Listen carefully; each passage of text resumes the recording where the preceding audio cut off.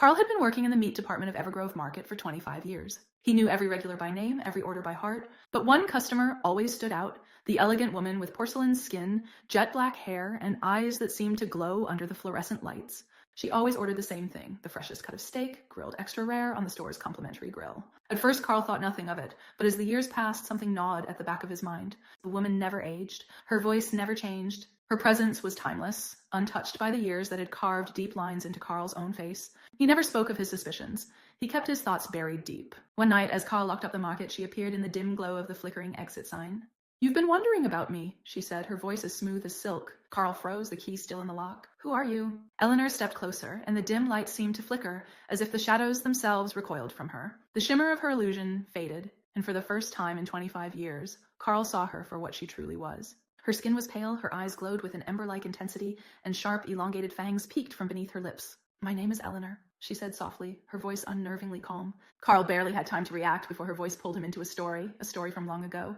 Over a century earlier, Evergrove had been different. It was a small, quiet village where people lived simple lives. Eleanor had once been like them, young, full of life, the daughter of a hard-working farmer. She had fallen in love with a man named Thomas Blackwell. They planned a future together, and soon, Eleanor became pregnant with a baby boy. But one autumn evening, her life changed forever. She had gone for a walk in the woods, something she always did to clear her mind. But that night, the forest was eerily silent. No rustling leaves, no chirping insects. Then she saw him. A man with pale skin and glowing red eyes stood just off the path, watching her. "Who are you?" Eleanor asked, stepping back. He smiled, a slow, chilling smile. "I am no one, and yet I am everything," he said smoothly. The man stepped closer, his eyes never leaving hers. "I am what the old stories speak of, the creature of the night, the one who lives forever. I have walked this earth for centuries, feeding on the blood of those who cross my path. I see it in you, Eleanor, a darkness. You hide it well, but it's there. You have been chosen." Before she could run, he grabbed her wrist. His grip was like iron. "You can die here," he whispered, "or you can serve me." Terrified, Eleanor chose to live. The man, Victor, made her a promise. She could have her baby before the transformation. But after that, she would be his. And so, her child was born. She held him for the first and last time. Her family believed she died that night in childbirth. But the truth was far worse. As soon as the town buried her, Eleanor rose again. Victor had bound her to him. A servant, a slave to his will. For decades, she lived in darkness, moving from town to town, doing Victor's bidding. She hunted for him, bringing him fresh humans, feeding the insatiable hunger he had for life. He was a cruel master, forcing her to commit terrible deeds to hurt the innocent, and to watch as he spread his influence over the world. But Eleanor was no monster at heart. She never wanted to hurt anyone, never wanted to take part in the evil that Victor embodied. She waited, she bided her time. She knew that one day she would find a way to escape him, to break free of his chains. Although Victor was powerful, time and enemies had a way of catching up to even the strongest. Eleanor's chance for freedom came when Victor, overconfident and cruel, crossed a group of vampires he had wronged centuries earlier. They were a hidden faction, ancient and ruthless, and when they finally found Victor, they struck with a vengeance. Despite his strength, Victor was overwhelmed by their combined power. In the end, the very creature who had once claimed Eleanor as his own was defeated. He was destroyed by those he had betrayed. For the first time in decades, Eleanor was truly free. With Victor gone, Eleanor wandered without a master, but the weight of her years was heavy on her shoulders. She could have gone anywhere, started anew, but something drew her back to Evergrove. She returned to find the town much darker than she had left it. Crime plagued the once peaceful village, and fear hung thick in the air. The people spoke in hushed whispers about a nameless horror, the Evergrove Phantom, a serial killer who had terrorized the town for years. No one ever caught him, and as time passed, the murders stopped, leading people to assume the killer had either left or died. But the scars remained. Many fled Evergrove, and the town became quieter, lonelier. Eleanor knew she could not change the past, nor could she reclaim her old life. Her family was long gone, their memories buried with the passing years. But as she walked the streets, she saw familiar features among the residents, descendants of those she had once known and loved. Some had the eyes of her childhood friends, others carried the warmth of her neighbors from long ago, and so she stayed, not as a ruler, not as a monster, but as a guardian, a silent watcher over Evergrove. Carl stood frozen, the weight of Eleanor's words pressing down on him. He had listened in stunned silence as her tale unraveled before him.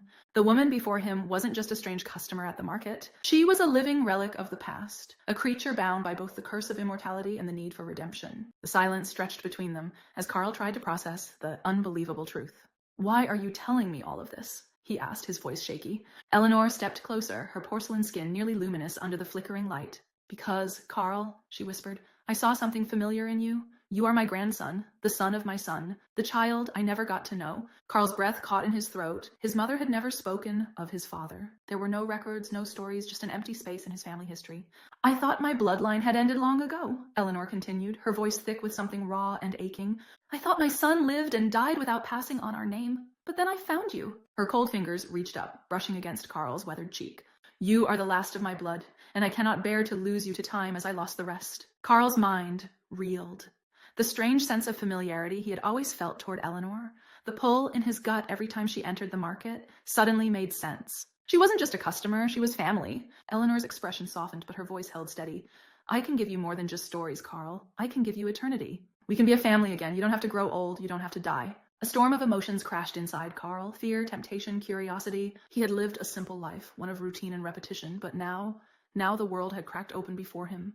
What if I say no? He whispered. Eleanor sighed, sadness flickering in her ember-like eyes. Then I let you go, but you will live and die as all mortals do, and I will be alone once more. The thought of leaving Eleanor, the thought of abandoning the only family he had left, clawed at Carl's chest. He looked into her ancient eyes, searching for an answer.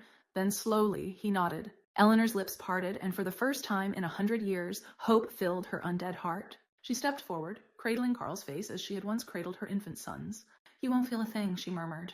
Then she sank her fangs into his neck. Carl gasped as the transformation took hold. His body convulsed, his veins igniting with an unfamiliar heat. His heart pounded one final time before falling silent. Then came the stillness, an eerie, unnatural calm. For 2 nights, Eleanor monitored Carl closely, expecting the same clarity she had felt on the night of her rebirth to settle into Carl's expression. Instead, what she saw made her take a cautious step back. His breathing was steady, but his eyes, once warm and familiar, now burned with something else entirely. Something unnatural, something wrong. Carl slowly lifted his hands, staring at them as if seeing them for the first time. A grin crept across his lips, not one of relief or gratitude, but of satisfaction. I feel different, he murmured, flexing his fingers. Stronger. Eleanor hesitated. Something about his presence had changed, something far beyond the transformation itself. Eleanor watched in horror as Carl reveled in his newfound power, his grin, the hunger in his eyes. It was all too familiar. A memory surfaced, unbidden. Victor's voice echoed in her mind, his words from so long ago. I see it in you, Eleanor. A darkness. You hide it well, but it's there. She had denied it. She had spent a century convincing herself that she had never been like Victor, that she had been forced into monstrosity. But what if that wasn't true? What if the hunger had always been in her, buried deep, waiting? She thought back to her past, to moments she had long ignored.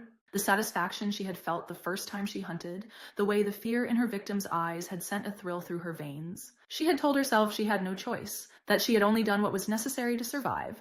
But had it been more than that? And then there was her son, the child she had left behind, the boy who had grown up without a mother, without her influence. Yet he had become evil all the same. The Evergrove phantom had been hers, her own flesh and blood, and now Carl. Her grandson stood before her, his expression one of hunger, of power, of something primal and unstoppable. Not because of Victor, not because of circumstance, but because of her. The darkness had always been inside her. She had simply passed it down. Carl turned toward the town, his grin widening, fangs gleaming under the dim light. Elena didn't stop him, because deep down some part of her was smiling too.